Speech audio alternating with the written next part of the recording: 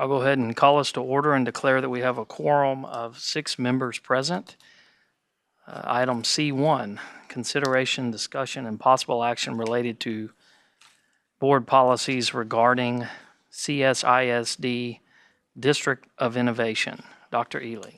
Thank you, Mr. Harris, members of the board. We have quite a packed workshop agenda this afternoon. A lot of great information to share with the board and the public. We will start with item C1, which talks about some policy recommendations that we have before you for this evening for your approval, your consideration and approval at the regular meeting that starts at 7 p.m. These have to do with our District of Innovation status. You'll recall that we went through a process in fall of 2017 to become a District of Innovation. And in fact, the board approved that designation at your November 14th meeting.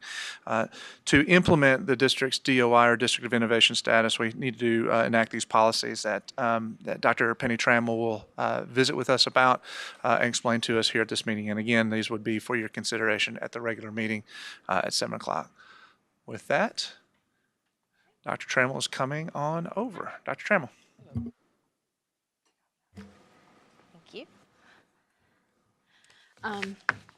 Just a reminder to the board that District of Innovation status gives us some of the same flexibilities as open enrollment charter schools, and it came into being, or the opportunity came available to local school districts as a result of House Bill 1842.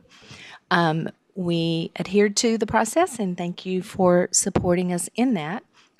And I'd like to, before asking you to consider updated policies with District of Innovation, to just review briefly with you to bring back to the forefront of your memory what our policy includes, or our plan includes.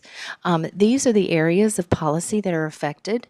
As you can see, just the first policy deals with the status of District of Innovation, and then our teacher certification area, length of contracts, campus assignments, planning and preparation time, school start and end dates, K4 22-to-1 ratio, which you know that we always write waivers for and get.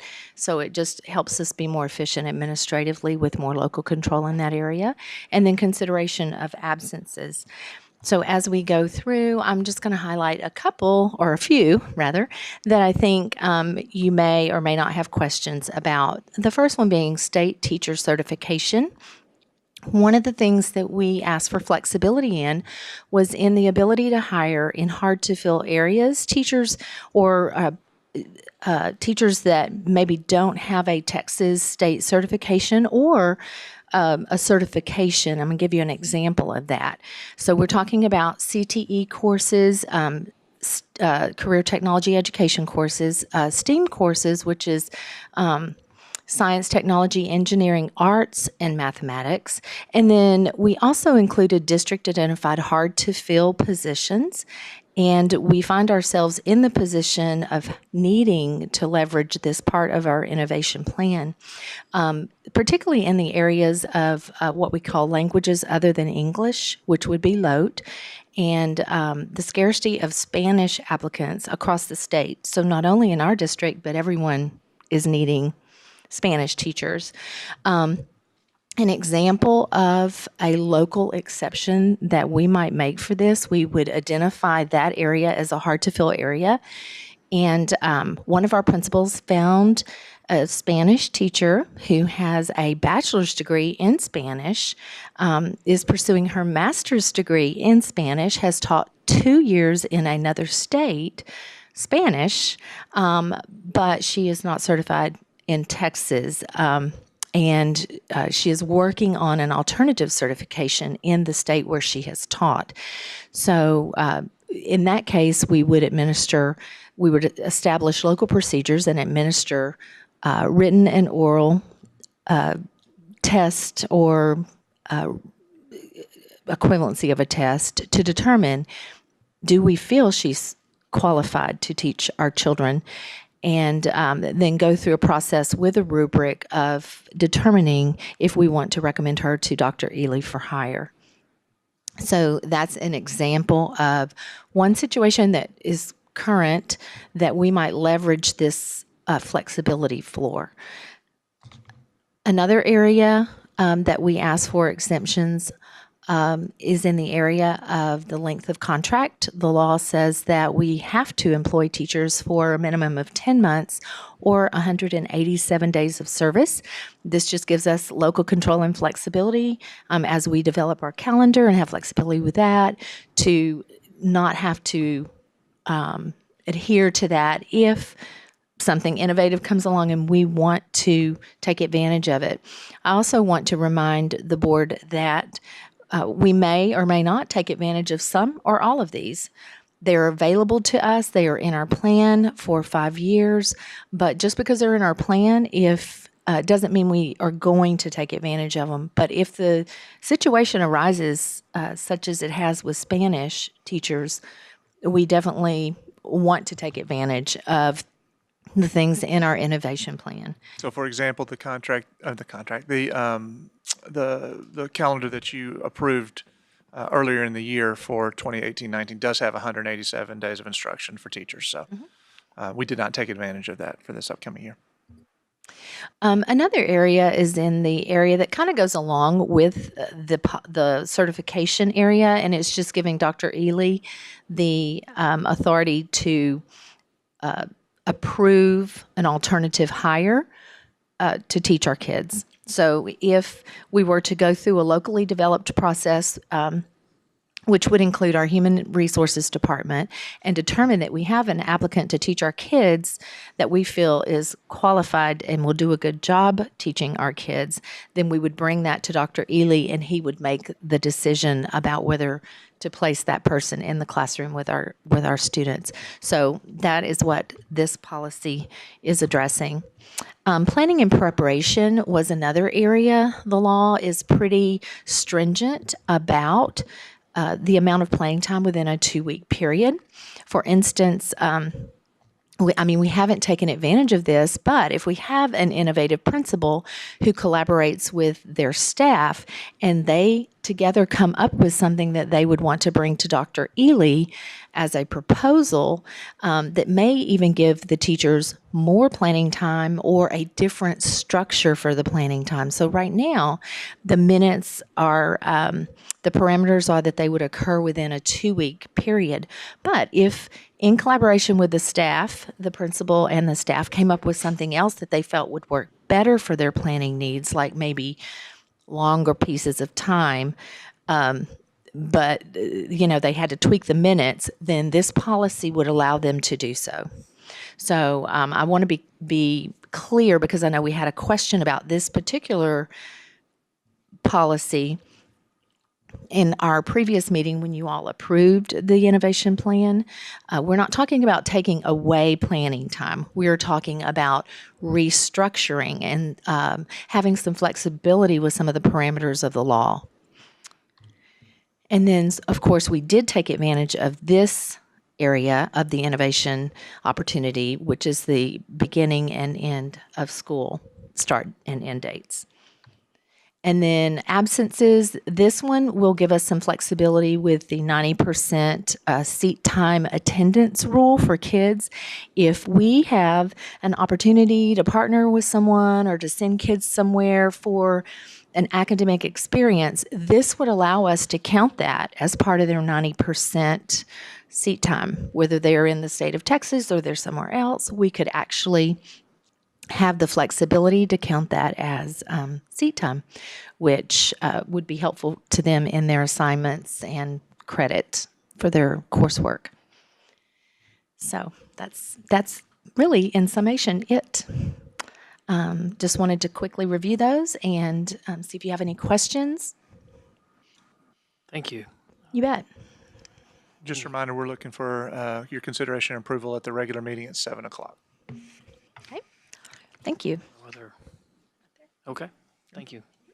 Thank you. It takes us to item C2, consideration and discussion related to School Health Advisory Committee recommendations related to elementary recess, middle school health curriculum, and student use of electronic devices. Dr. Ely. Mr. Harris, members of the board, the School Health Advisory Committee is an advisory group to the superintendent and school board that meets up to 4 times a year.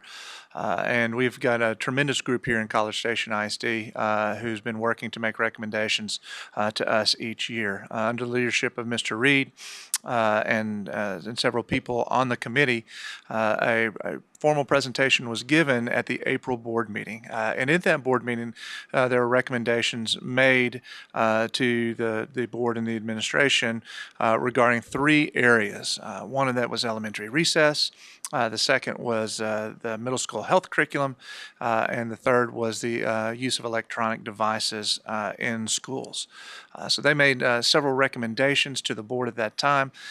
Since that time, we've met as an administration with various different groups: curriculum instruction group, elementary principal group, another group made up of administrators to talk about electronic devices, and gave a brief report to the board last month regarding kind of where we are on that. I would like to just talk about changes that will be occurring in relation to these recommendations. These changes will be taking place in the 2018-2019 school year. So I'd like to briefly go over that with you. The first has to do with the recess guidelines for elementary. The recommendation from SHAC was and they will use the term policy, but these are really administrative guidelines, and so that's kind of why we're reporting on them to you.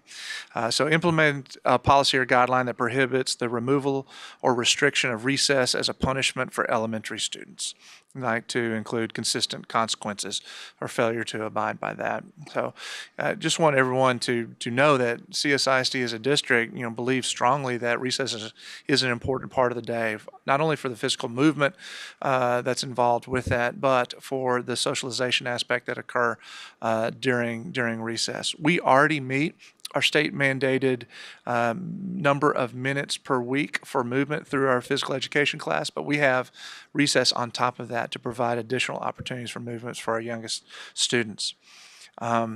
So there are still occasions that may arise where a student may miss recess time, but we will not allow a teacher to keep a student inside or away from recess for an entire period.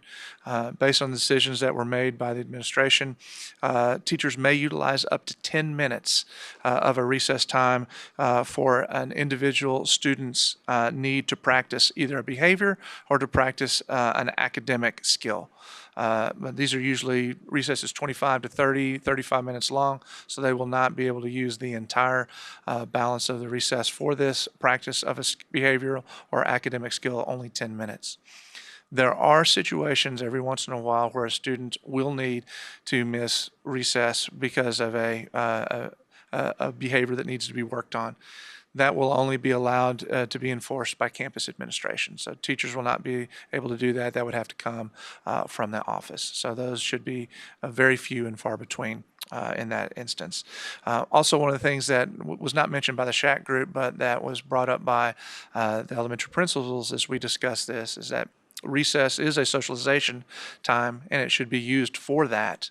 And so things like walking laps at recess or doing any other types of physical activity that during that time prescribed to them by the teachers would not be permitted. So we would like to give the kids the freedom to be able to do to be involved in the types of play that they need to at recess. So that was identified as well.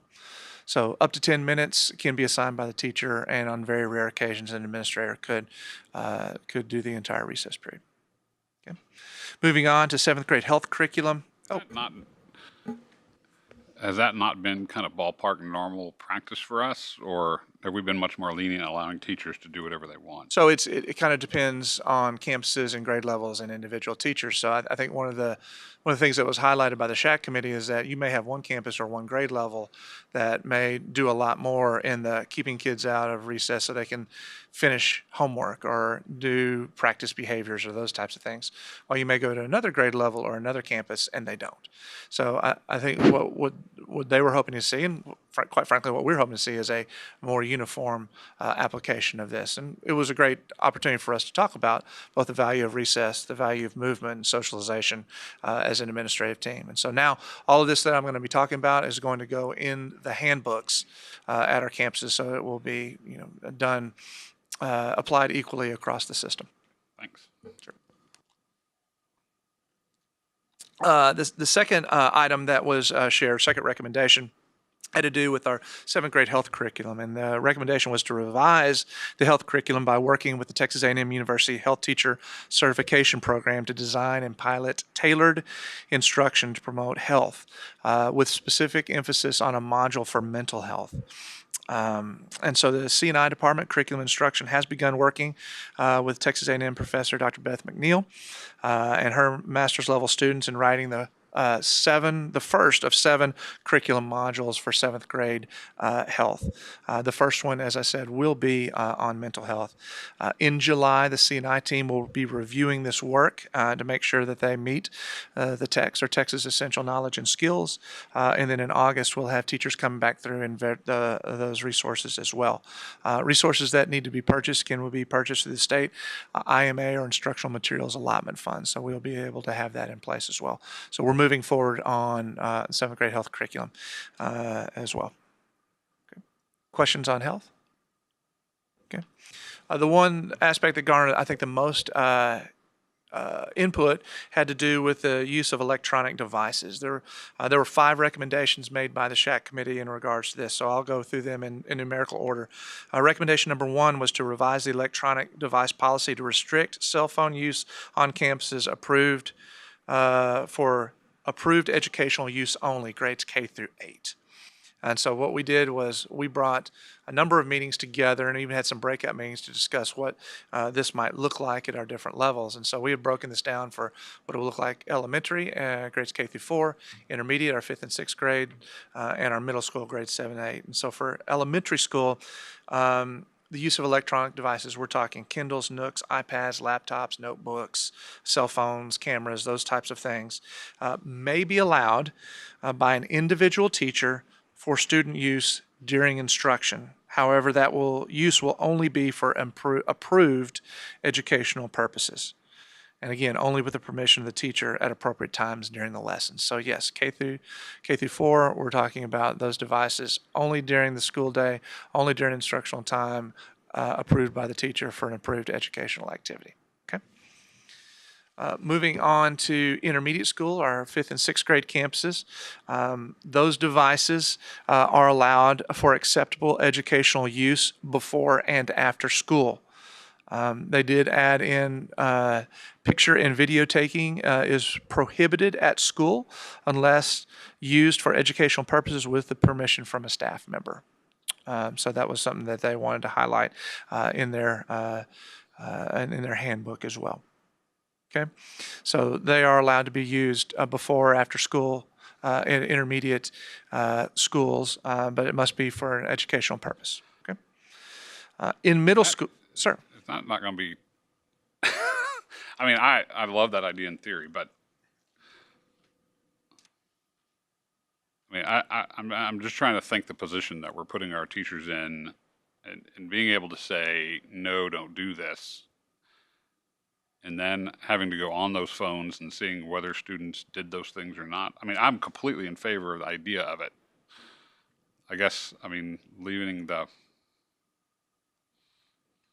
enforcement of that up to our faculty at our schools is in our best interest, but man. So we already had at least one intermediate school that was doing it. It may have been all 3 that were already monitoring before school and after school device usage, in the cafeteria or waiting for the bus. And so there are faculty members walking around during that period of time. Sure. And so, obviously we were monitoring students anyway when they're coming into school in the cafeteria before school or waiting for the bus or waiting in the car pickup line. We're monitoring them as well. So we always have been, but they're just kind of checking on their phones to make sure that it's an appropriate game and those types of things. Good luck.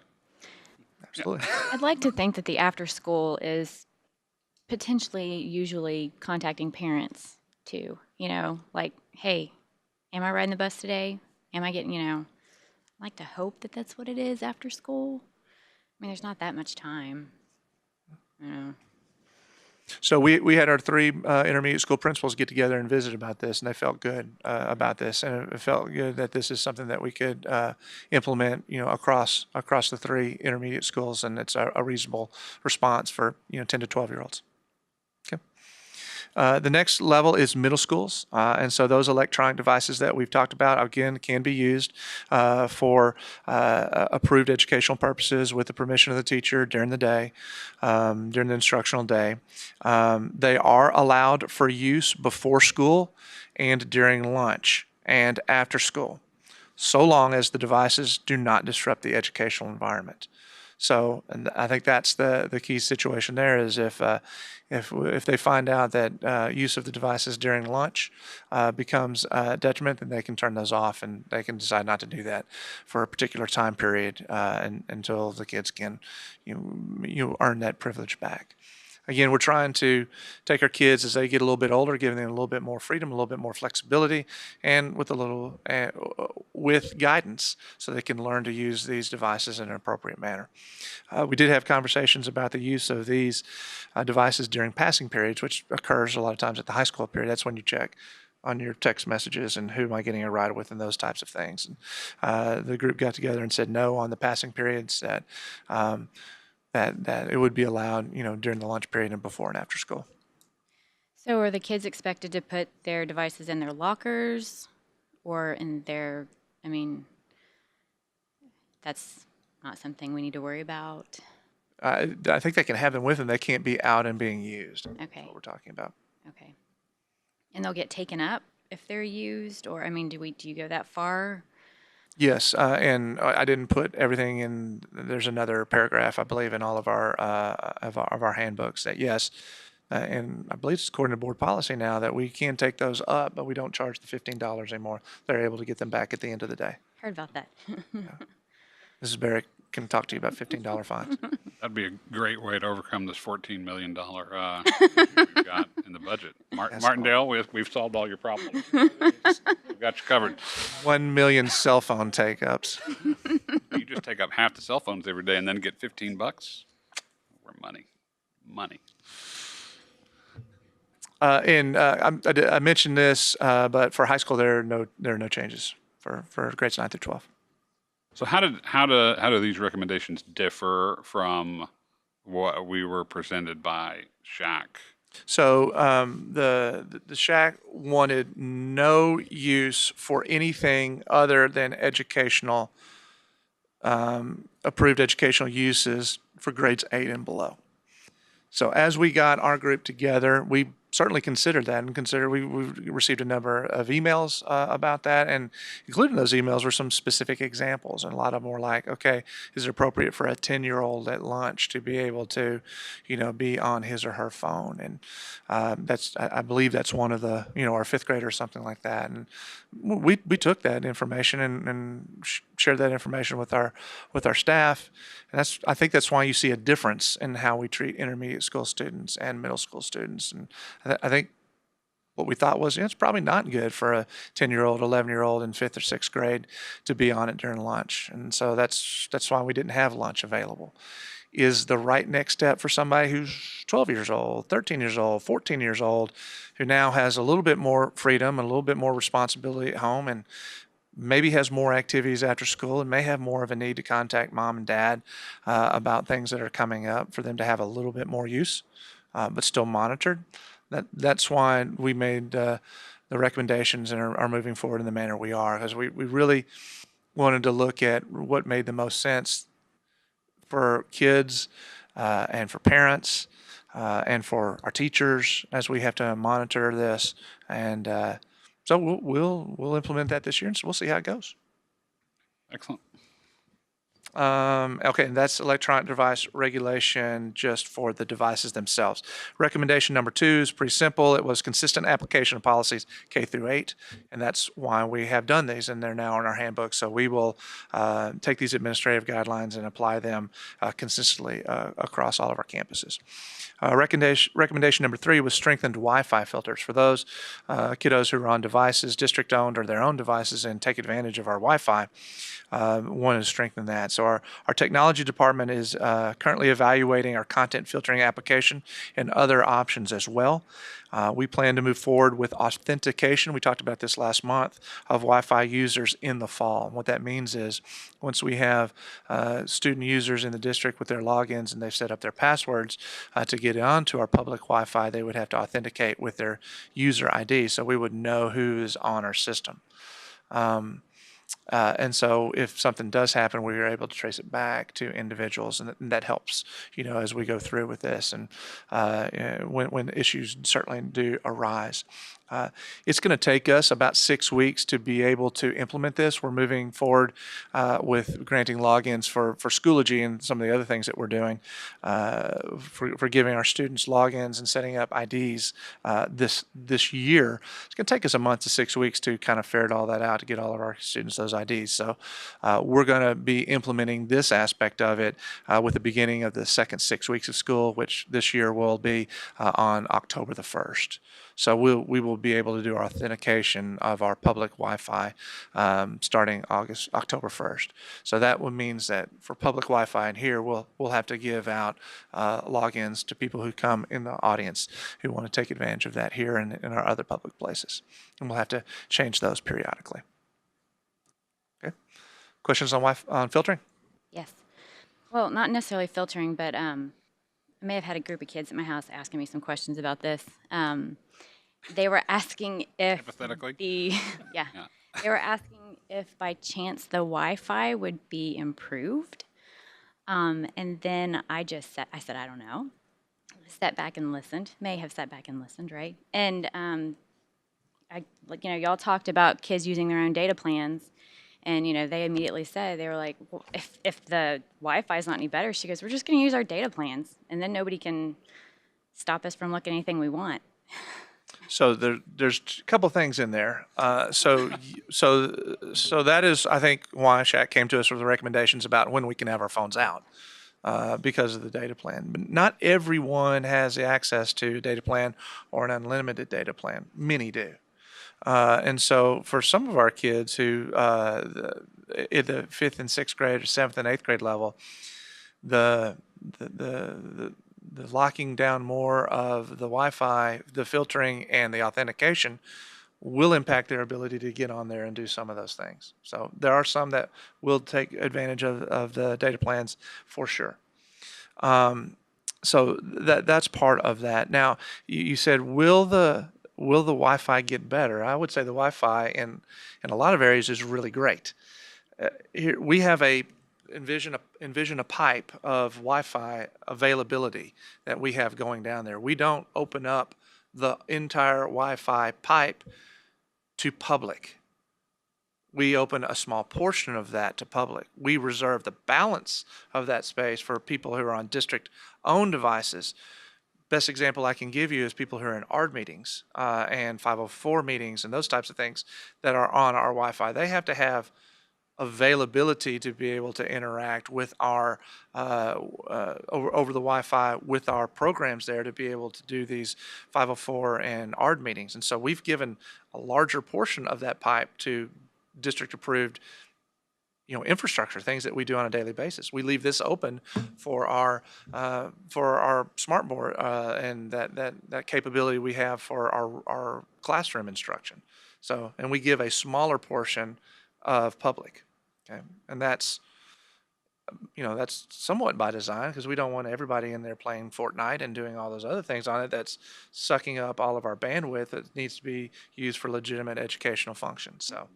So that's something that we work with that our technology department monitors a lot. As we go through and kind of see when we're spiking and works through. It's called molding our bandwidth, and we do a good job of working to do that. But as you go to your breakfast table and talk with people you may or may not talk with about this, we're not going to open it all the way up for things like that in public because we're keeping that space for the important day-to-day infrastructure of school.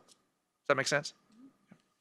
I think it's also worth noting that our filters are pretty strong currently through the Wi-Fi that we have. Of course, kids are ingenious and they find ways around things, but for the most part, we do everything in our power to keep kids off of inappropriate sites. We do. We are SIPA compliant, and we are also, we've used the same filtering service for about the last 3 or 4 years, but it's always good for us to go every once in a while, especially when contracts come up, and look and see what things are out there and what are available. And there are independent rating agencies that look at that rate. What are the best ones for ease of use? What are the best ones for filtering out content? And the one that we're currently using has been one of the higher rated in the top quartile, top quadrant. So it's in one of the best in the industry. That doesn't mean we can't look and see if there's something better, and we will. Great. Anything else? We've got 2 more. 2 more. Yes. Recommendation number 4 was a K-8 technology safety curriculum. And this summer, our technology department, we're purchasing a program that has a digital citizenship component program to that, and we will be enacting digital citizenship in 2018-19. You may recall that was a part of our district improvement plan. How that is delivered will look different based on the grade levels. So at the elementary grade levels, Head Start through 4th, we have computer, art, music, and PE, which we affectionately known as camp. So during the computer time of camp, every week or 2, we will have a digital citizenship lesson that will be a part of that. That's how it will be delivered grades K through 4. In the 5th through 8th grade, we have our advisory time, Pride, CAT, goes by different names in different places. So that's where we'll be able to deliver that at grades 5 through 8. We're going to really learn how things go grades 5 through 8 and for our implementation fully for 2019-20 at the 9th through 12th grade level. See what that might look like there. So, and SHAC recommendation number 5 was a parent education component. That also was part of our district improvement plan that you approved last spring. And we are implementing a parent education component in 2018-19. You'll once the school year starts, you'll see a district landing page, and we'll have also links to it from campus pages for online resources. We're compiling from Common Sense Media that will be available to parents to try to get more information out about how to be safe and how help kids be safe when they're online. So we'll be implementing that as well. Mr. Harris, that gets to the end of the recommendations and our report to the board. We'd love to answer any more questions that you may have, though. Great. Anybody have more questions? The only thing I would do is there some way that we could have, I'm very interested to see how this implementation takes place, and I know that you'll have it in your policies for the year, but just some kind of informal update as to how it's working, because I think it's a lot, and I think that was something that, that the SHAC asked for. It's going to be interesting to see how the rest of the community reacts to that, and to be able to kind of just be part of that monitoring process as a board informally. I don't need us to do anything formally, but just an update of some sort during the year. Certainly, happy to do so. Great. Thank you. Oh, he's eager. Item C3, consideration, discussion, and possible action related to the 2018-19 budget. Dr. Ely. Thank you, Mr. Harris, members of the board. We are giving you the July update. Gosh, it's already July. July update on the development of the 2018-2019 budget. And just a reminder that this will be an action item at the next board meeting, at the August board meeting. We'll be asking you to approve the budget and to set a tax rate moving forward. You mean July? No, at the August meeting. Did I say July? No, you said August. At the August meeting. Next month. So next month we'll be asking. I'm out. I'm done talking.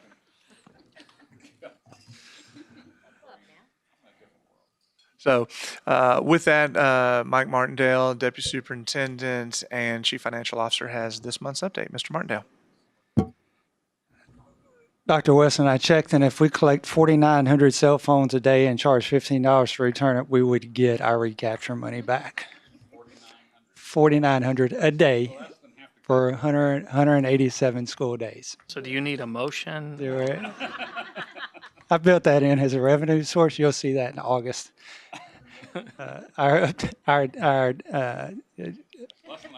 Just let the cat out of the bag early. We adjusted several numbers around for this month, but I will tell you in advance that our bottom line continues to track where we have been for the last several months. Again, an update this evening. We get our certified property values next Wednesday, so that will really bring, obviously, that particular piece of revenue into shape with final values for us. And as Dr. Ely just mentioned at the August board meeting, we'll come forward with proposed budget for the board and the tax rate to support that budget. As you're familiar with at the June board meeting, I'll review just some of these numbers. We have to date spent $634,000 on exceptional item requests. We've captured those things in current year budget just simply because we don't have the capacity in the 18-19 budget. Those are some of the examples. Again, you've seen this information previously. We've added $1.03 million worth of new personnel. This is above and beyond the cost of staffing or personnel for Wellborn Middle School. And again, you're familiar with these positions, not the first time you've seen these things. A majority of that number has to do with our special programming or special ed teachers in multiple campuses. We did add some teaching positions, Pecan Trail, as well as College Station High School.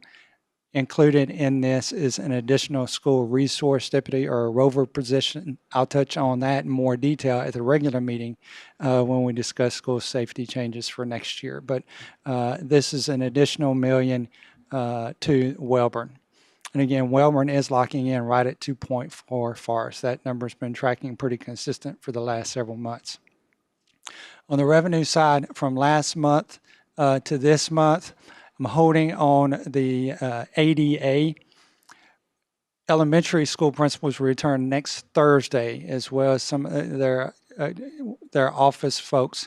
So I anticipate, as far as if there's new enrollment stuff or withdrawal requests, those types of things, I think what that will end up looking like for us will begin to move in the next few weeks as they return to campus and kind of get the building open and start processing any particular requests. So it'll be interesting to see exactly what movement we see on our enrollment.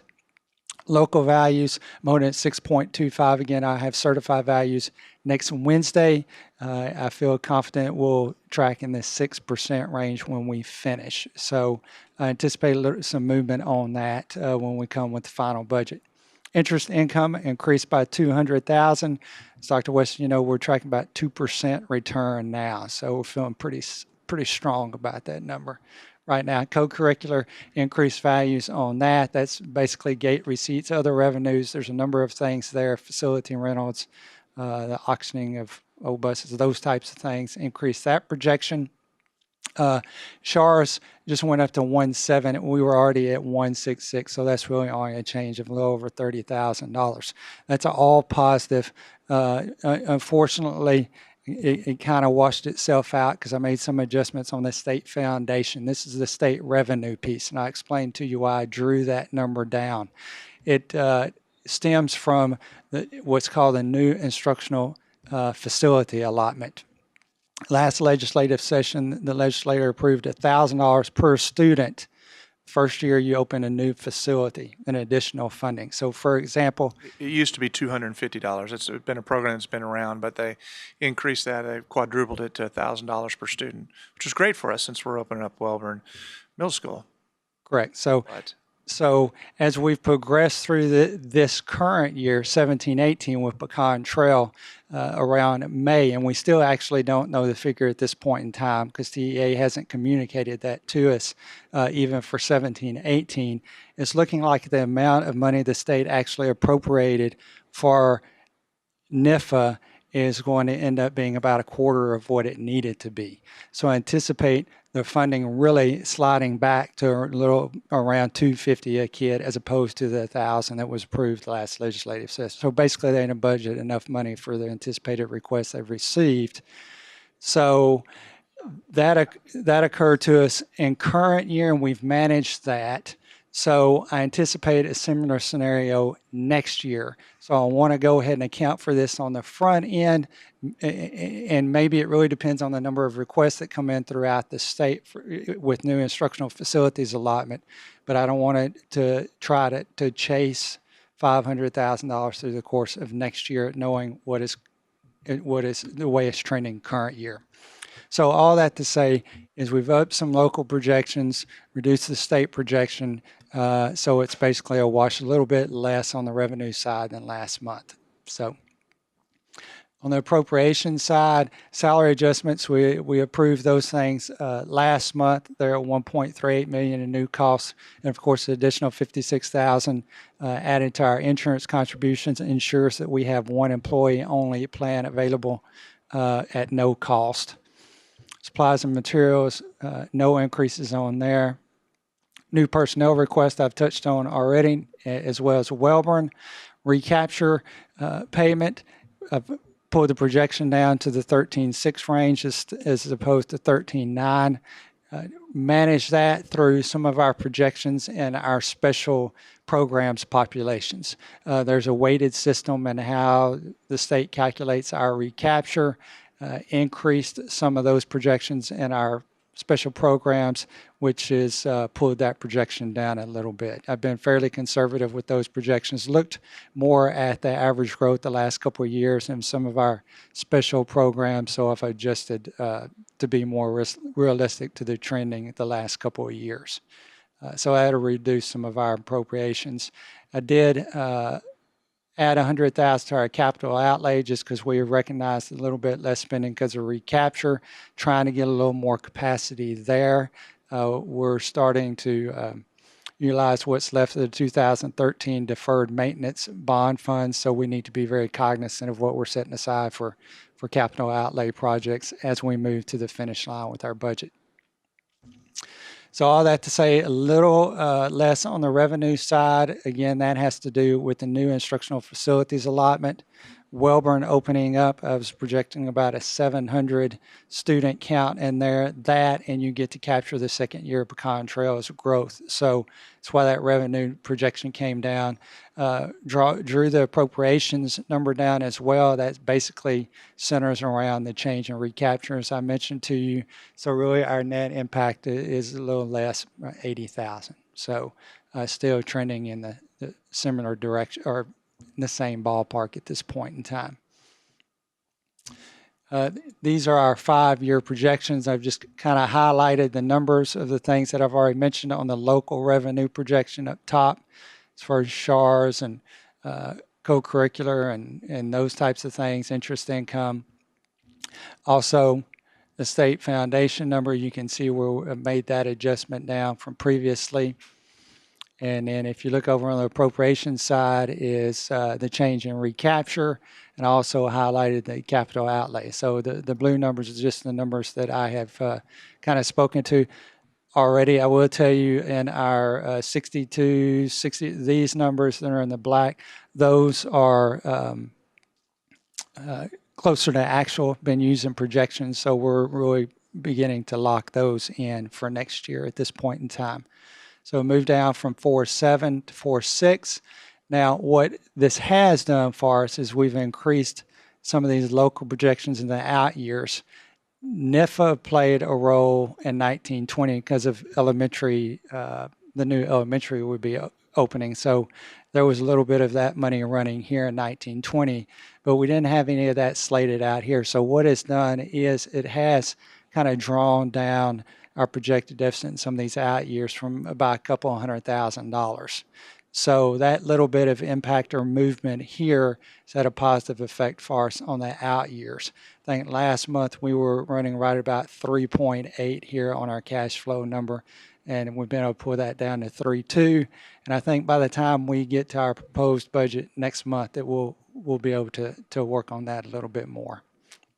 You take those numbers and apply to our graph again. The gold or yellow is at 17.5% of the appropriations. The other lines are the balance of our fund balance. And the purple is our most recent projection. So what has happened is it's just tightened these years up for us a little bit relative to last month. So slightly moving back up toward where we were in April when we were using a 7% property value growth. So not a lot of change, but trending, we're moving the right direction, even though albeit not much. With all the pieces that are coming into play, the fact that we can hold water and just improve a little bit, believe it or not, is a positive, I think. So I went through this quickly. It's similar information that you've seen for several months now. I'll be happy to answer any questions. Of course, I always try to finish on a positive note. This is still showing a 1.8. I feel confident that while I didn't reflect it here, I feel confident that we'll be able to make that at least a 2-cent reduction in the INS rate by the time we're finished. So while we push and pull on the M and the O side, there's positive news on the INS side and the overall tax rate that we'll be looking at next month.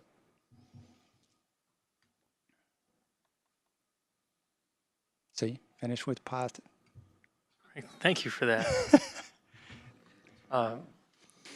So that really was over 4 years, about $65 million in recapture payment. Oh, yes, sir. Yes, sir. Wow. Maybe there'll be some positive coming from next legislative session. Yeah, maybe they'll fund what they pass. That Any would be a positive as well. concerns? I know. I appreciate the good work you do, and I appreciate you presenting it in a realistic fashion so that we can see what it actually is and know Well, what's coming and when hard decisions will have to be made. we'll continue work to come with our final proposed for the board next month and see if we can't even improve upon what we have now a little bit. Good. Okay, thank you. Thanks, Mike. C4, receive report on preliminary 2018 STAR and STAR EOC performance. Dr. Ely. Mr. President, members of the board, once a year at the end of the testing year, we come and give you a report on the preliminary scores from state mandated tests. And for those this year, the last few years, it's been the STAR, State of Texas Assessment of Academic Readiness, and the STAR EOC, or end of course exams for our kiddos who are in high school. So we will kind of show you some, well, we're not going to kind of, we will show you kind of year over year results, as well as how the district looks by various student groups, and also in comparison to state results as we have them right now. I will remind everybody these are preliminary scores, and they are included, as Mrs. Perry will talk about in a second, some results that the state is not even using based on some errors that were made at the state level in online testing. So she'll talk a little bit about that as well. So with our preliminary 2018 STAR and STAR EOC results is Mrs. Molly Perry, Chief Administrative Officer. Mrs. Perry. All right. Thank you, Dr. Ely. Good evening, everyone. So I've passed around a little bit of a handout that is related to one of the slides that you'll be seeing shortly. So hopefully everybody has a copy. We will be moving through a presentation very similar to previous years, where we have an opportunity to look at our preliminary results at both the district level as well as looking at some specific student groups. And so with that, let's just do a little bit of a recap of 2018. This was a relatively quiet year. While we did have a number of disruptions in our online testing system, not only here in College Station, but across the state, there were very minimal changes to the overall assessment this year relative to the actual company that creates the test, all of the different accommodations that are allowable. And so from that perspective, things were relatively smooth. Unfortunately, we did have about 166 students who were determined to have significant disruptions in their online testing, and those are primarily students with disabilities who have been determined to take that assessment due to all of the embedded accommodations that are available in the online system.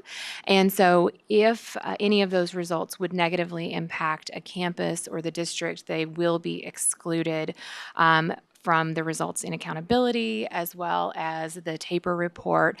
And if those students were in grades 5 or 8, when they're subject to retest under the Student Success Initiative or SSI, they did not have to take those subsequent retests in order to be promoted to the next grade level. We did continue to offer remediation, though, for any of those students. Another not so much change, but still feels a little bit new that I wanted to mention was the online reporting. The report cards for parents are much more robust than what we have seen prior to last year, and so those are available online, and that was a relatively smooth process for parents to be able to get on there and access that information. So I anticipate that that will likely continue in the future. TexasAssessment.com also has a really pretty nice analytic portal in terms of being able to just punch in what you're interested in and instantly see graphs and charts for campuses and districts across the state. So wanted to mention that as well. So before we jump into numbers, I'd just like to remind everyone, last year the language surrounding the labels really changed, and I think for many it caused some confusion because we were kind of used to that. You either passed or you didn't. You might have gotten a commended performance, but that was relatively clear. The new language was designed to be clear, however, it definitely caused us to have to shift our brains a little bit. So students who do not meet grade level have not met the passing standard. We're going to start right to left this time. And those are students who the state determined based on the results of this test that they do not meet the basic understanding for the course. Approaches grade level is actually passing. And I think that's really where the confusion comes in, because if you're approaching grade level, you wouldn't necessarily think that that's what that means. So there are 3 bands within passing: approaches, then meets, and then the highest being masters, depending on the number of questions a student answers accurately on the assessment. So the chart in front of you gives you probably more information than you ever wanted to know about those bands, but I think that it's a really helpful guide to better understand the design a little bit. And we've talked about this a number of times, that this is really a standardized assessment that's designed in such a way that field test questions are administered, questions are excluded if too high of a percentage of students answer them correctly, and so you really are able to get normative results. And so across the left-hand side of your handout and on the screen, you'll see the content areas. So you've got reading there in yellow, then math, science, social studies, and writing. Then it's broken down by grade level. Where you see maximum raw score, that's going to be either the number of questions total on the test, or in the case of writing and English 2, the total number of, I guess, overall points available, because those writing tests are weighted a little bit differently. So you can see immediately there's a lot of variance in terms of the overall number of questions. And you may recall last year those were reduced to try to shorten the time for our younger students. Then in the purple, the darker purple column, you'll see that approaches grade level band versus meets in blue and masters in green. You'll see the raw score, or number of questions needed for that student to achieve a minimum performance in that band. So just starting at the top, you can see 3rd grade reading. You would have to get at least 18 out of 34 to approach versus 26 to meet versus 29 to master. Kind of gives you an idea of how that's set. These numbers are actually set after the administration of the assessment, so I think that's important to note as well. The other thing I want to draw your attention to, just as an example, under social studies, you can see that that test is administered in grade 8, as well as in high school, or when a student takes the U.S. history exam, which here in College Station is in high school. And there's a wide variance in the total number of questions: 44 for 8th grade, 68 for high school, as well as the actual cut point for a student to meet mastery on that test. So in 8th grade, a student has to show mastery on 52% of the test versus 41% at the high school level. So that's just one example of how you might see wide variance in the test design that could lead to interpretation differences if you weren't aware on the back end. Okay. So let's look a little more closely at our actual performance. what we've got here is 2 columns. Left here we have CSISD, and then right is the state, comparing 2017 to 2018 performance by grade level and content area, along with a calculation of the change in year-over-year performance. And I think that this is helpful just to kind of see, are we trending in a similar way to the state in terms of the year-over-year performance, but also so you can kind of take a look at the cohort. So last year's 3rd graders in 2017 versus this year's 4th graders, were their performance rates similar? And in fact, for the most part, they were. Now, if you're like me, your eye was probably immediately drawn to that negative 12%. And so I want to talk to you all just a moment about that, because we have a bit of an anomaly here in College Station ISD when it comes to 7th grade math. We have a large number of students that do accelerate their math beginning in 5th grade or as early as 5th grade. And when that happens, a student takes a credit by exam course for mathematics and is able to advance and skip grade levels depending on which test they take and how they perform.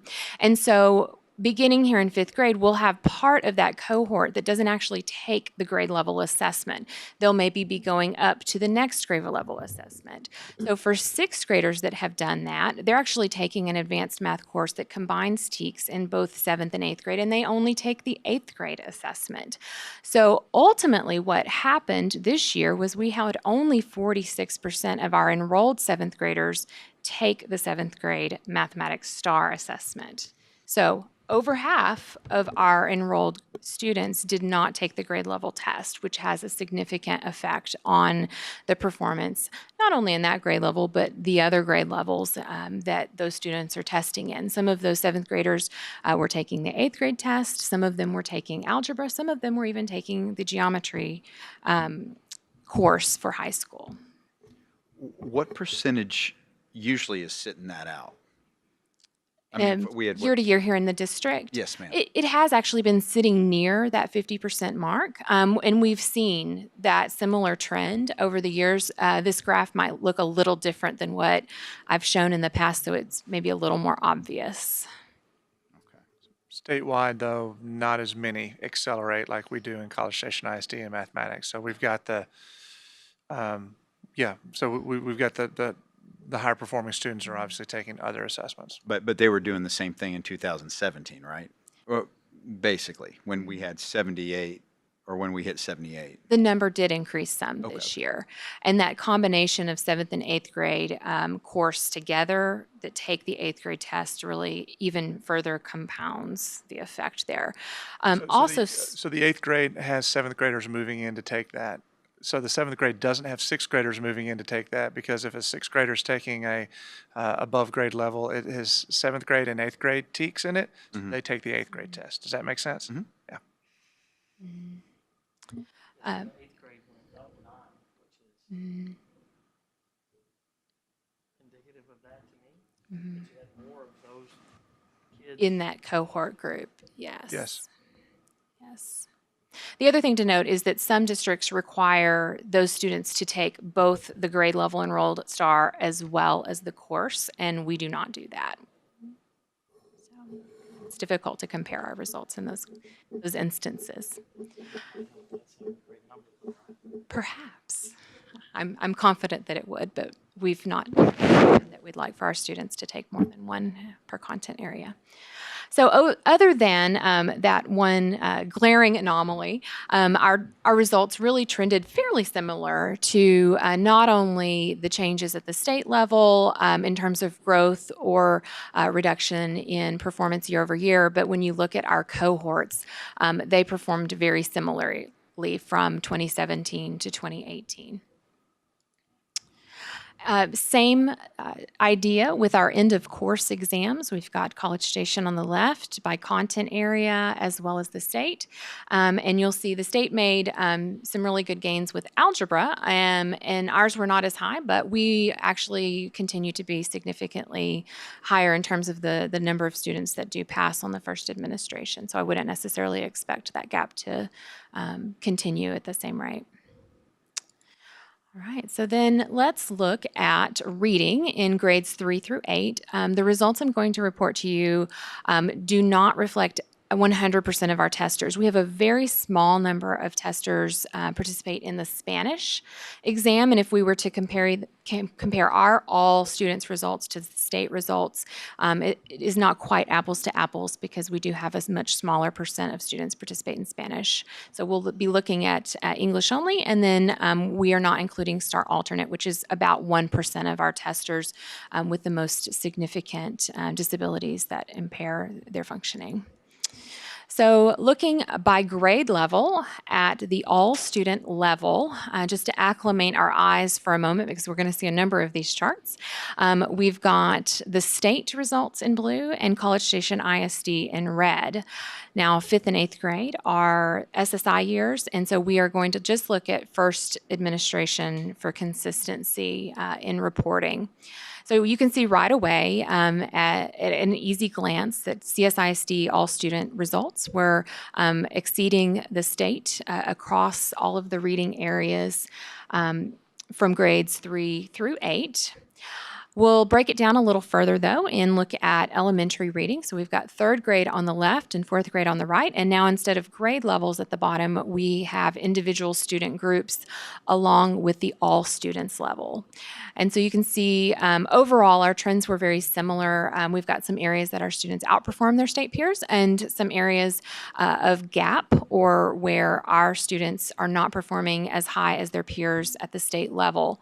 And so we'll kind of be looking at those trends and summarize as we move towards the end of the presentation.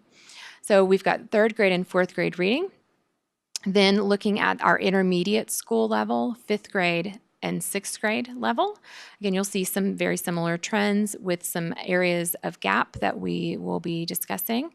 In the area of 7th grade reading, very similar trends overall relative to the state. And of note, our special education performance has improved over the last few years. If you recall, that was an area that we have placed a great level of emphasis on.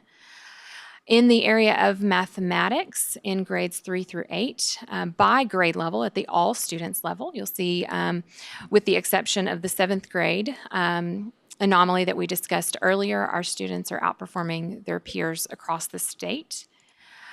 In the elementary level, those trends are looking pretty good overall with our students doing well compared to their peers with less of a concern relative to areas of gap. In the areas of intermediate mathematics, very similar to elementary with some variance, but overall similar trends. And then middle school, which again, we've addressed the 7th grade questions and why those might look a little bit different. In the area of writing, if you'll recall, writing is administered in grade 4, and you'll see that on the left, and grade 8 on the right. I'm sorry, 7th, thank you. And the area of writing, you can see at the state level as well as locally, those overall proficiency levels are much lower than we are seeing in some of the other content areas. And breaking it down by grade level, we've got 4th grade on the left and 7th grade on the right. And then in science, again, we just have 2 grade levels, this time 5th grade and 8th grade. At the all students level in 5th grade science, you can see our performance on the left and 8th grade science on the right. Then looking at student groups for science in 5th grade and 8th grade, again, very similar trends. We've seen some good gains in science as well. You'll recall in these presentations over the years, that's been an area of focus. And then finally, for 3rd through 8th, we have our 8th grade social studies assessment. And that's definitely an area where we're seeing some larger discrepancies and gaps relative to some of the other content areas. Then shifting gears just a little bit to end of course exams. Again, we'll be looking at first-time testers with STAR Alt results excluded. We've got content areas across the bottom with English 1, English 2, Algebra 1, Biology, and then finally U.S. History. Similar to years past, our overall results are very strong with really exceptional gains relative to the state looking at English 1 and 2. That's been traditionally one of the most difficult exams, and if you'll glance at your chart, you'll notice that the criteria for passing on those exams is significantly greater than the other 3 content areas.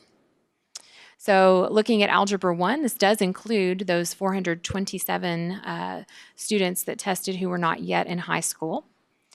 And yeah, that 46% looks a little different when you're talking about 427 kids. So overall, there were no student groups where the state outperformed our students in Algebra 1. In biology, pretty close, right there. In English 1 and English 2, looks pretty good in terms of how our students are faring relative to their peers. And then finally, U.S. History, which we saw the example earlier. We saw the performance in 8th grade versus high school looks very, very different, although the content is fairly similar. So you can see there how our students at the individual group level fared. So overall, at the all students level, our students did very well, with that exception of the anomaly in 7th grade math, which I think is understood. And then our trends compared to the prior school year were pretty similar to the state, as well as our cohort performance. Then looking at needed improvement, this should not come as any surprise because these are things that we addressed prior to knowing the results of these assessments through our district improvement planning process. The performance of our African American students is of primary concern, and then looking at the student groups of students who are Hispanic, limited English proficient, or economically disadvantaged, especially in English language arts, reading, science, and social studies. Depending on grade level, there were certain areas of strength, but overall the trend was needing to really look and focus in on those a little more closely.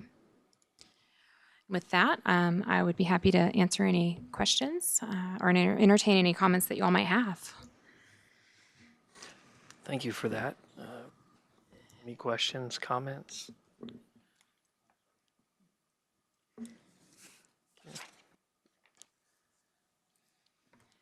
Yeah. Thank you for that. I think you did a good job summarizing it and appreciate it. Thank you. Okay. That takes us to, we're done with that one? Yes, sir. Okay. So C5, receive report on the revised state rating system, including A through F ratings for Texas districts. Dr. Ely.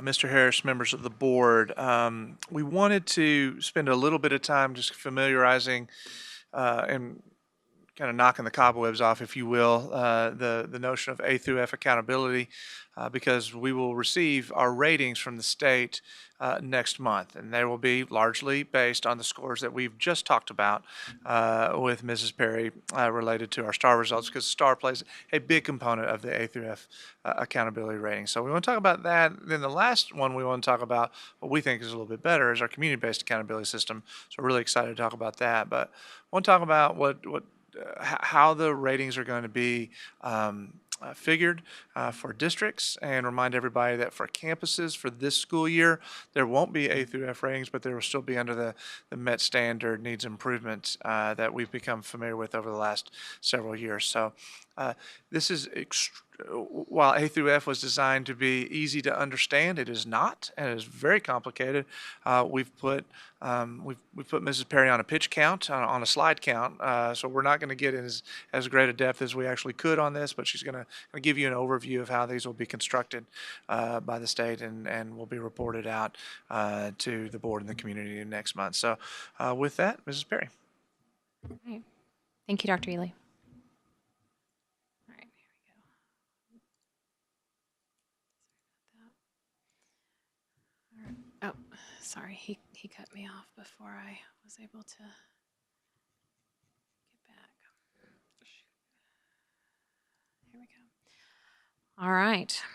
So as Dr. Ely mentioned, we're going to do a brief overview, really just to kind of prime the pump for the next time we have an opportunity to talk about our actual results. And so these decisions regarding accountability for 2018 really began back in the 85th legislative session when House Bill 22 was passed, designating Texas to implement an A through F system. And so it's really been over the last several years that there have been many discussions and much feedback regarding the system. And ultimately, we received final decisions from the Commissioner of Education in April regarding what the system would ultimately look like. We then received the draft manual in May and have been working through understanding what this might look like, because what we thought it might be has morphed pretty significantly over the last several years. And so today I'm going to give you all a little bit of an overview of where we landed the plane, at least for 2018, and how the system is designed. So there is a three-domain system that we're looking at here. We've got student achievement, school progress, and closing the gaps. Each district this year will receive an A through F grade on each of those domains, as well as an overall letter grade that will be based on either student achievement or school progress, depending on which score is the best, at a weighting of 70%, and then closing the gaps at a weight of 30%. And so we'll walk through each of those three domains to talk a little bit about what's included. So as you might imagine, student achievement is very much weighted on STAR. In fact, for elementaries and middle schools, that's all it's weighted on. For our high schools in the district, STAR is weighted at 40%, and then we have a new component called College, Career, and Military Readiness, or CCMR. Additionally, graduation rates will be weighted at 20% in that student achievement domain for districts and high schools. So in terms of the STAR component, that is going to be an average of those three levels that we talked about earlier. So we'll take the number of students who are in that approaches band versus meets versus masters and average them to get that overall achievement score. So you can see it's equally as important that we have students performing very high as it is just that we have students that are meeting that minimum passing standard. CCMR is something that's received a lot of attention, and here you'll see a list of all of the different ways that a student can be defined as college, career, or military ready. Every graduate in a cohort either is or is not based on whether they've met at least one of these criteria. And so in terms of college ready, you can see there, it can be met through either AP or IB examinations, meeting the TSI criteria or minimum scores on either the SAT, ACT, or the TSI. Students could also earn that through taking college prep courses. Dual credit completion or even associate's degrees might be a way to meet the CCMR. Right now we have career tech courses, and when students are working through those coherent sequences, they can receive partial credit if they've not met CCMR in another way, at least for the next few years as they phase that out. Earning certain kinds of certifications can also lead you there. Unfortunately, that list is relatively short compared to all of the ways that our students do earn certifications, and so we're working closely with our career technology department and our high schools to make sure that we're maximizing those opportunities for our students based on the courses that we do offer. Also, those students who have significant disabilities that are working on skills towards workforce readiness, like Project Search, can be CCMR if they're not meeting this standard in other ways. So that's fantastic. And then finally, those that enlist would be considered a yes on the CCMR. Graduation rates here, this is a pretty flexible under student achievement domain way, looking at either 4-, 5-, or 6-year rates. Let's shift over to school progress, the second domain within the system. So within school progress, there's actually two ways that this is calculated, and they will take the best of. So the first is student growth, which is just looking at how did students do last year versus how did they do this year, and did they meet that growth measure? Did they move from approaches in third grade to meets in fourth? And then relative performance is a little more complex because we're comparing campuses and districts to like schools or districts based on socioeconomic status. So this visual kind of helps show what that means.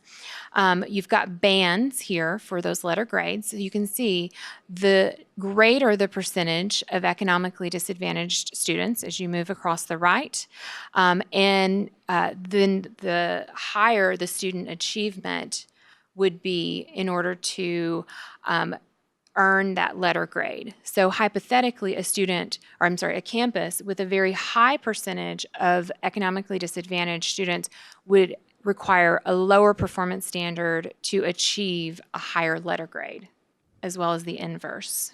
So a very low SES enrollment rate at a campus would require higher performance of their students. Okay. So those are the two components of that particular domain. The third domain is closing the gaps. Here we are meeting many of the federal Every Student Succeeds Act requirements by looking closely at a number of student groups. In fact, we have 14 in this domain. A few of them are new to us, like continuously or non-continuously enrolled, students who were formerly in special education. And so every campus and district will receive a report with all of these groups broken down in a number of areas. So for years in state accountability, you'll recall we looked at 5 student groups. All students, African American, white, Hispanic, and economically disadvantaged. And so that has almost tripled now in the newest iteration of the accountability system. And you can see all the things in the different groups that have been added that school districts and campuses are held accountable for, and making sure that we're not having gaps among these various student groups. With our student performance. So it really is a tremendous amount of growth in this particular area. So within this particular domain, those 14 student groups are considered along these components. So we've got our academic achievement, our STAR performance, specifically in reading and math, as well as our STAR growth. Then we're looking at 4-year federal graduation rates. You'll remember graduation rates was part of Domain 1 too, but this is more restrictive, just looking at the cohort that graduates within 4 years. The next component is school quality and student success, which is either CCMR or STAR performance, like it's measured on Domain 1, where we're averaging the 3 bands of performance level. Then we also have a student achievement Domain 1 score and English language proficiency status, which is expected to be waived for this year only due to some of the waiver that the state is submitting to the federal government. So the way that these components are incorporated depend on the level. So elementary and middle has 4 components of closing the gaps. And you can see there that STAR growth accounts for half of a campus's performance on Domain 3. If you'll recall, Domain 3 is 30% of the overall. And then for high schools and districts, academic achievement, so the STAR performance in reading and math accounts for half, with CCMR accounting for 30%. So you'll see CCMR is incorporated in both Domain 3 as well as Domain 1, alongside the STAR performance as well. So I told Dr. Ely I liken this to going to a Mexican restaurant where you've got a set amount of ingredients that are combined together in many different ways to achieve a little bit of variance along the way. Thank you. So how is this calculated? Well, it's 5 easy steps. Let's start with step 1.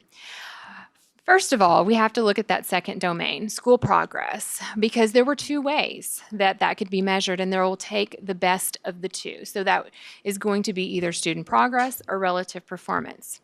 Once you know what your school progress domain score is. Then we have to know which is better, student achievement, the first domain, or school progress, the second domain, because the overall score is going to be calculated on the best of those two at 70%, which is step 3. Step 4, let's weight that third domain of closing the gaps at 30%, and then let's total it and calculate to determine our score.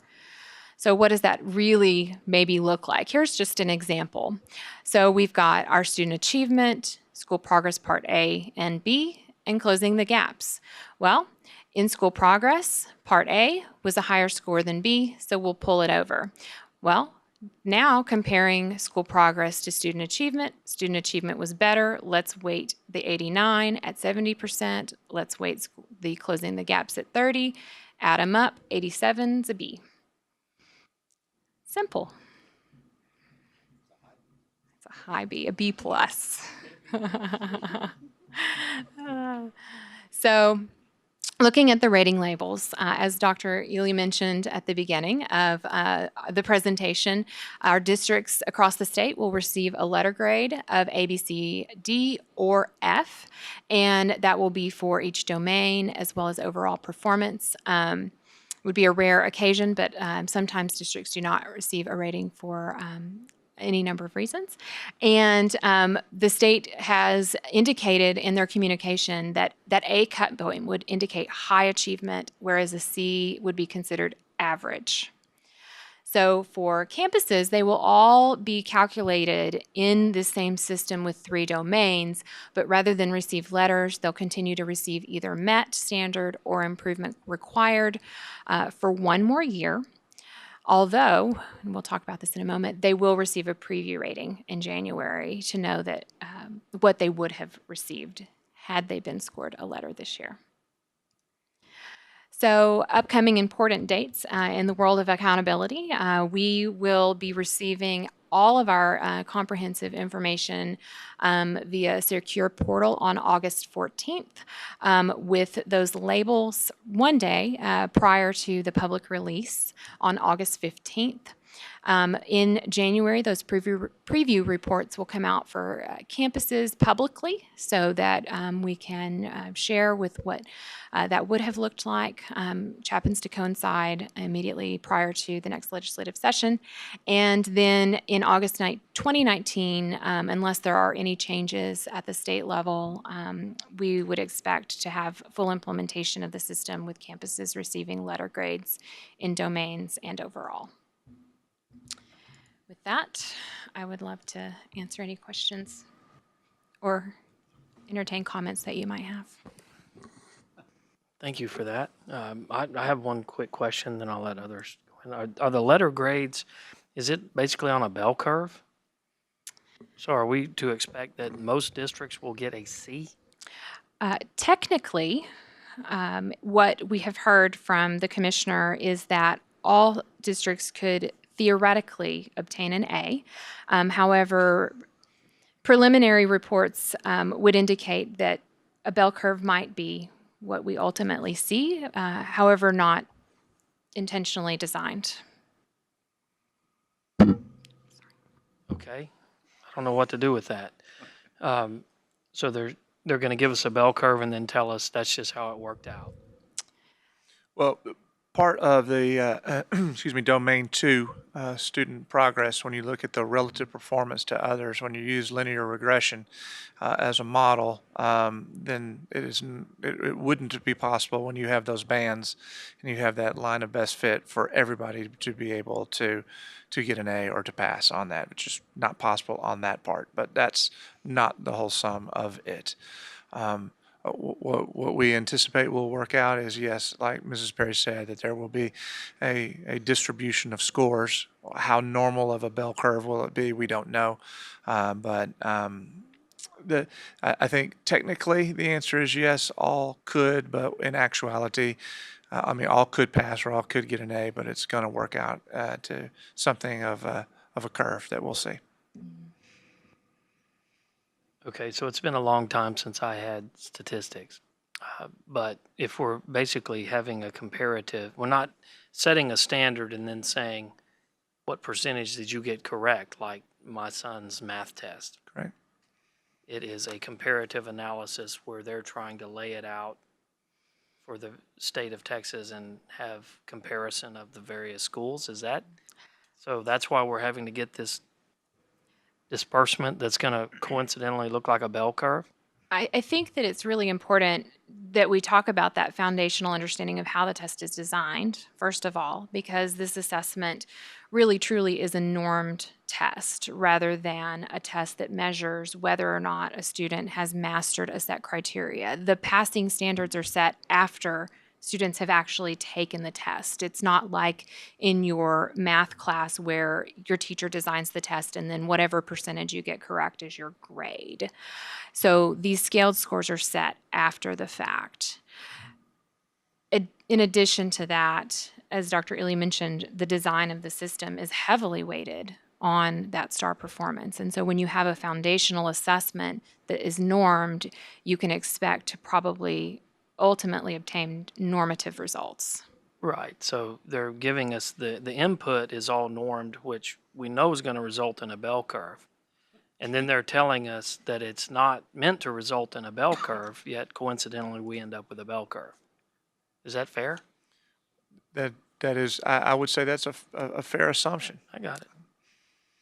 Thank you. Any other questions? I mean, I think we've sat through a number of sessions on this. I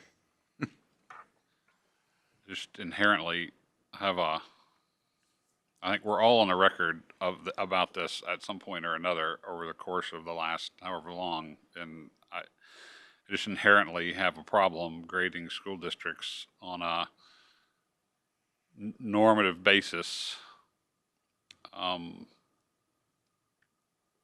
think that this is a system that was designed to guarantee that we would have a certain number of failing school districts for people who have it out for public education in our state. And I think that's what we're going to get.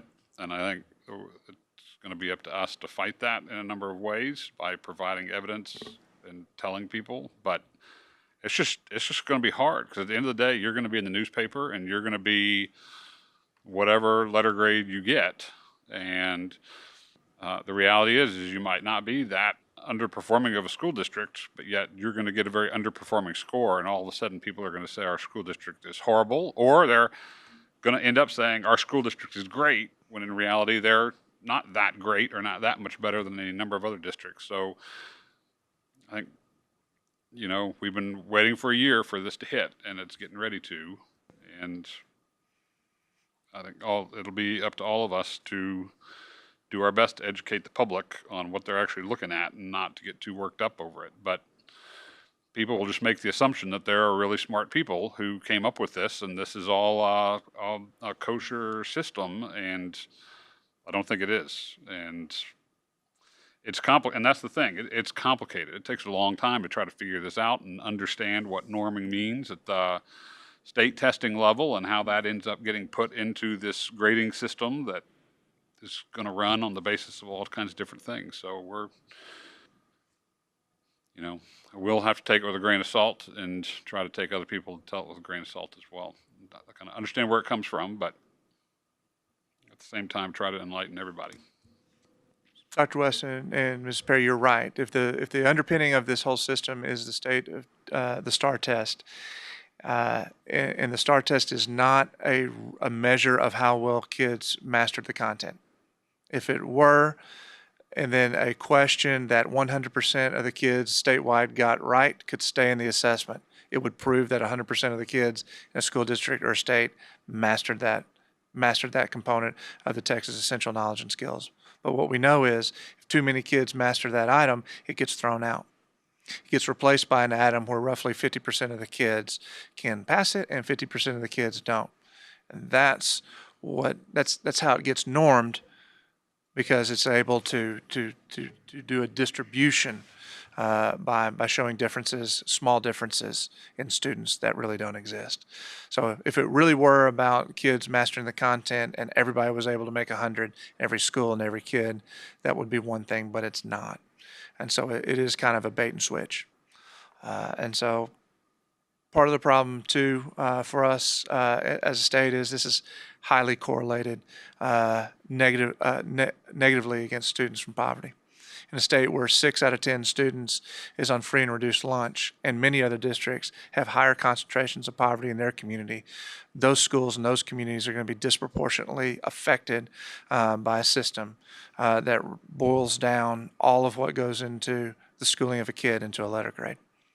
And these are things we know. These are things that we've talked about as a district, and you've talked about as a leadership team.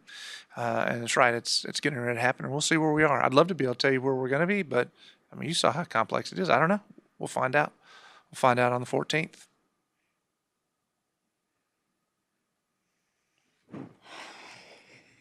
Any other questions, comments?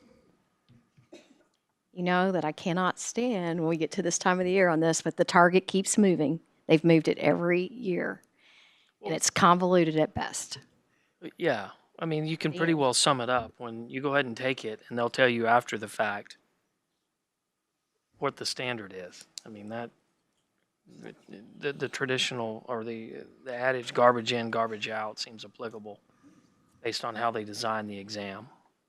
So that's where I am on it. But anyway, anything else, or are we done with that one? Okay, C6, consideration and discussion related to CSISD's community-based accountability system and work with the Texas Public Accountability Consortium. Dr. Ely. Mr. President, members of the board, this is our last report. We've got about 10 minutes before we need to break and go ahead and readjust the room for the regular meeting. And this talks about something we love to talk about, which is public accountability, or community-based accountability, a true representation of what is important to our community. You know that College Station ISD has been involved with community-based accountability since 2014.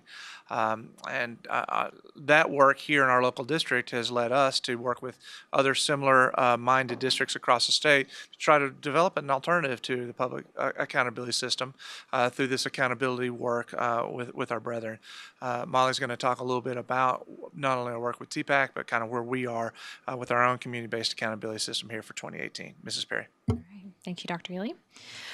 So I think our previous conversation is the perfect springboard to land the plane with our work with TPAC, because this is very exciting. And, you know, if not STAR, then what? And as we joined this group in the spring of 2017, along with districts from all over the state of every size that you can imagine, from almost every corner, we really got very excited to do something even bigger and better than what we had been doing over the last several years with community-based accountability. The goal of this group and this consortium is to really show that we can create a system that is going to much better communicate to our communities and across the state about how we're doing, that this test-centric system that we have in place really does not shed light on all of the wonderful things that are happening in schools. And so we're very excited to join in with the TPAC mission to restore agencies to our districts and our campuses, and show that we can create a system that's even better and holds us to a much higher standard. And so really through this process, we've looked a lot at what is the meaning of accountability. And we started with that question for what are we accountable and to whom? And you may recall when we had John Tanner into the district, that was really that kind of heart of the question, and ultimately led us to say, you know, we're going to begin with what we believe and then measure what we value. And that's very much what we're doing with TPAC. So in thinking about, you know, what that means and how that moves us forward, several of our beliefs or our conclusions I've listed here. Of course, this is not a comprehensive list, but just a few highlights.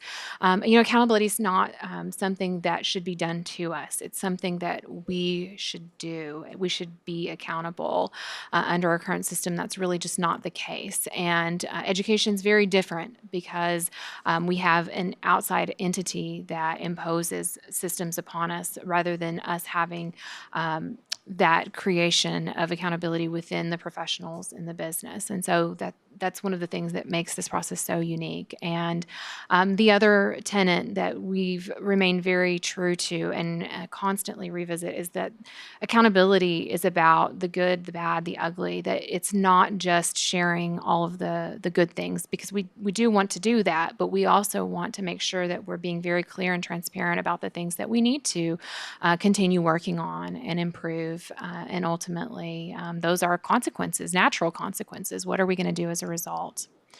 So, looking at a structure, working through that first year really took a lot of effort and energy along these lines.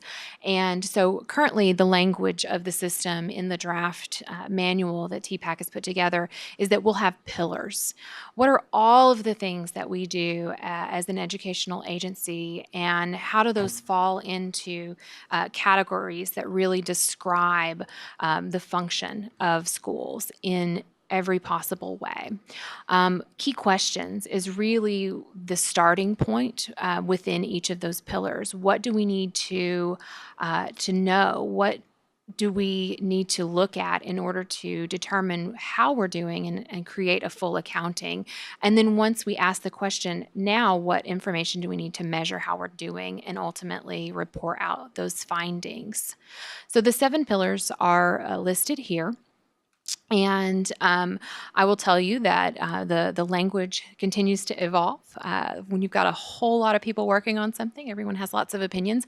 But regardless of where exactly that lands, I think that this is a really comprehensive list. Everything from how are students doing academically to whether or not they're ready for what comes after high school, whether they are really well-rounded and not just prepared academically, but socially, emotionally, behaviorally.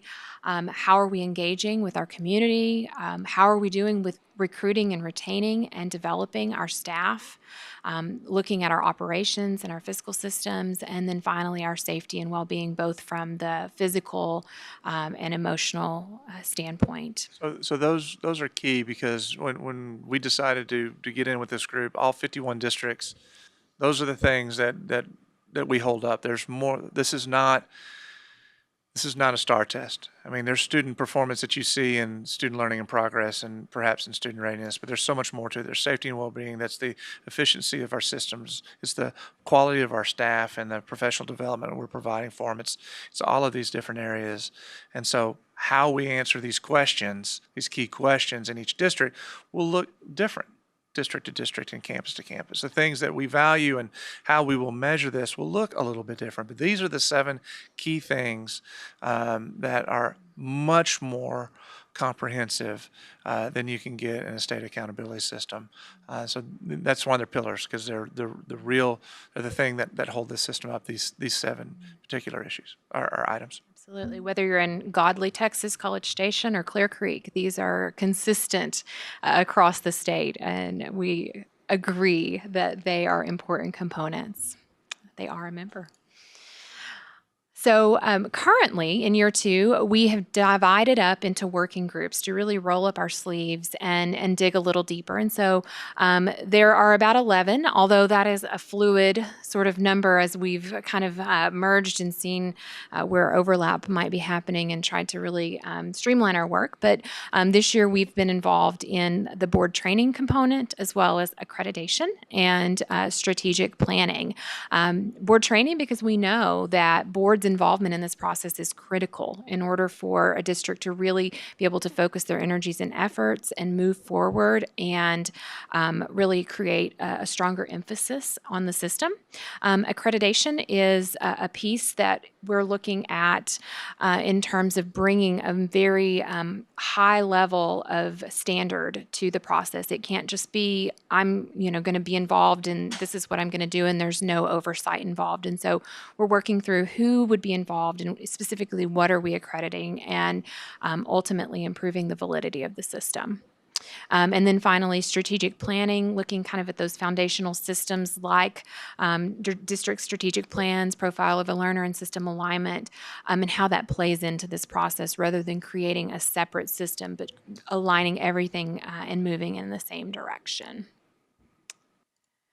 So our next steps, this is really a transitional year, and one of the reasons is not only because we're working with TPAC and really redesigning and transforming our vision for what community-based accountability could look like, but also because some of the requirements that were previously set by the state to report out on our community and student engagement each summer have been eliminated. And so we were really freed by some of those constraints that we had built into that prior system. And so we felt like this would be a good year to really kind of hit the reset button and solidify some of our work with TPAC and get together and really start rolling up our sleeves here locally in the work as the pillars are being more fully fleshed out. And so, expect to, hear and see more about this as the year goes on, because we're going to be bringing a group together to work more closely on